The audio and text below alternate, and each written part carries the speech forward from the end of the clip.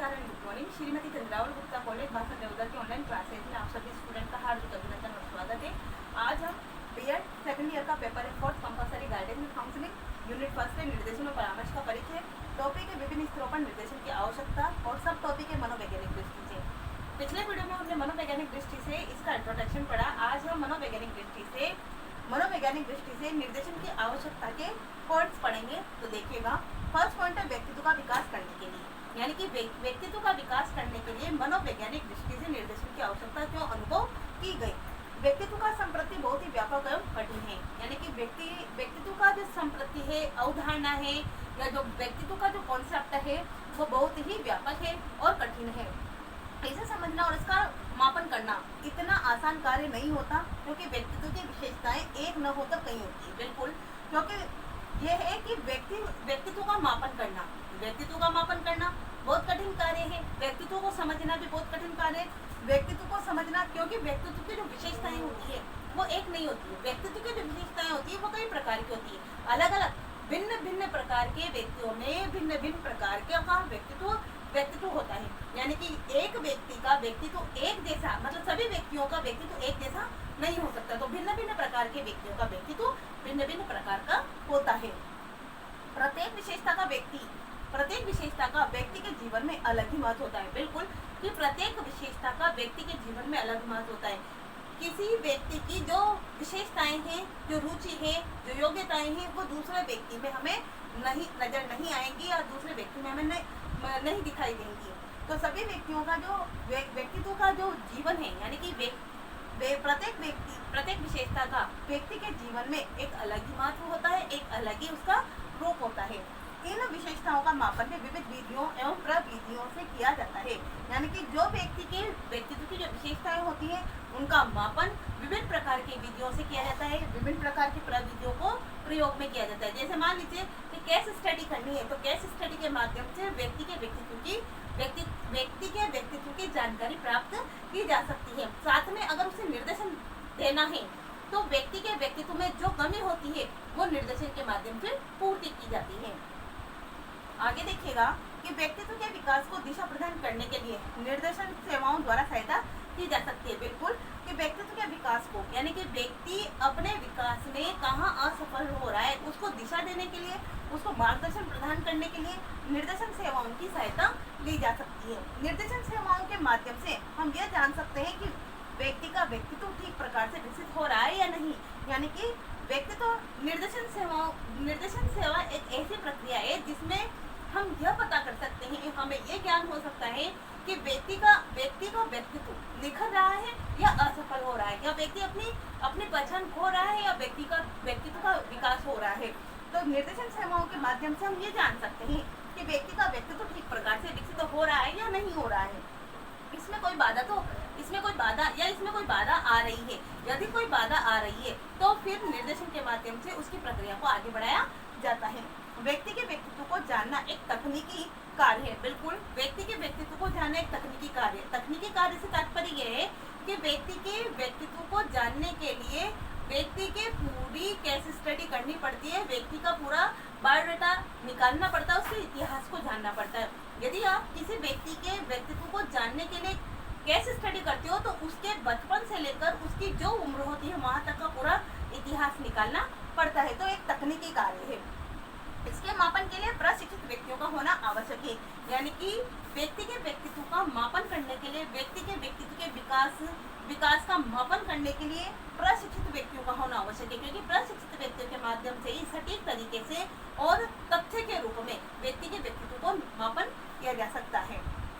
अतः व्यक्तित्व के मापन के परिणामों को निर्देशन कार्य में प्रयोग करना भी प्रशिक्षित व्यक्ति का ही कार्य हो सकता है। यानी कि व्यक्ति के व्यक्तित्व का मापन के परिणामों को सिद्ध करना, मापन के परिणामों को निर्देशन कार्य के माध्यम से प्रयोग किया जा सकता है। यानी कि जो प्रशिक्षित व्यक्ति होगा वही निर्देशन के माध्यम से व्यक्ति के व्यक्तित्व का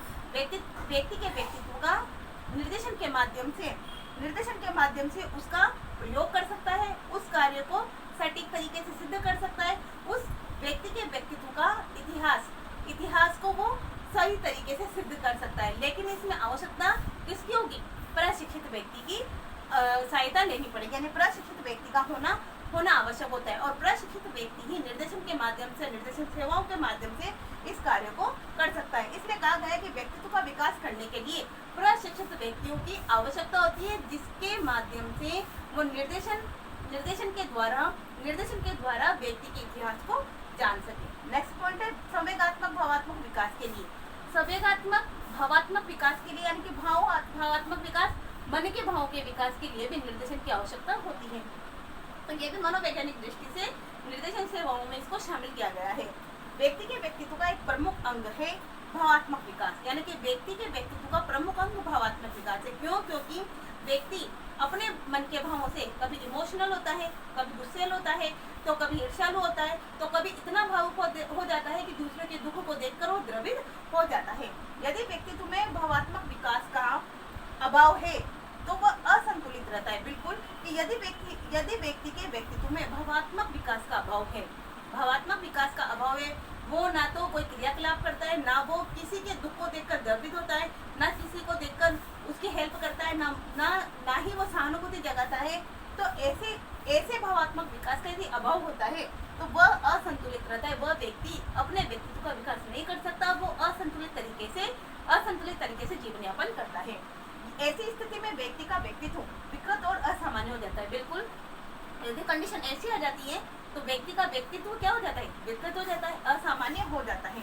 संवेगात्मक विकास के कई कारक उत्तरदायी होते हैं। बिल्कुल कि संवेगात्मक भावात्मक विकास के कई कारक ऐसे होते हैं जो उत्तरदायी होते हैं, जिसके कारण व्यक्ति अपने व्यक्तित्व का विकास नहीं कर पाता है। जैसे परिवार है, पास पड़ोस है, समुदाय आदि। यानी कि परिवार में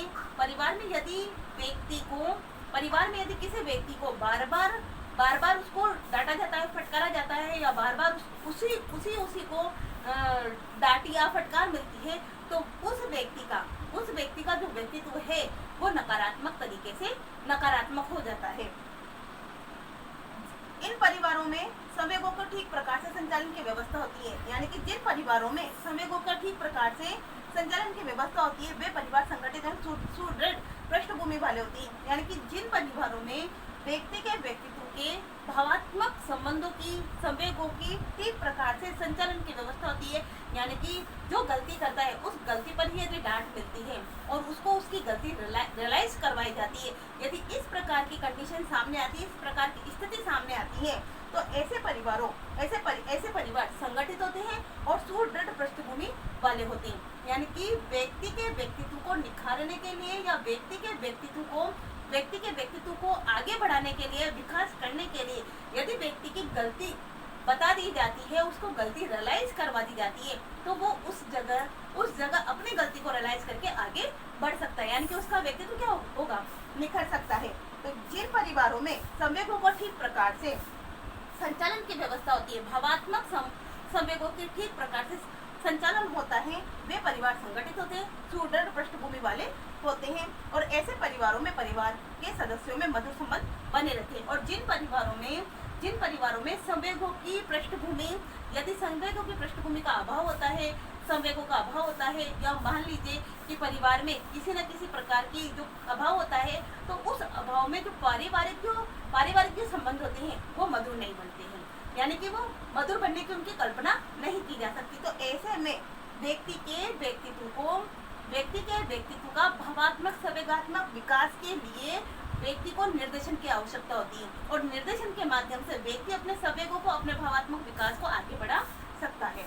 ये आपके 2 पॉइंट कंप्लीट हुए। नेक्स्ट वीडियो में हम इसके नेक्स्ट पॉइंट पढ़ेंगे। तब तक के लिए नमस्कार।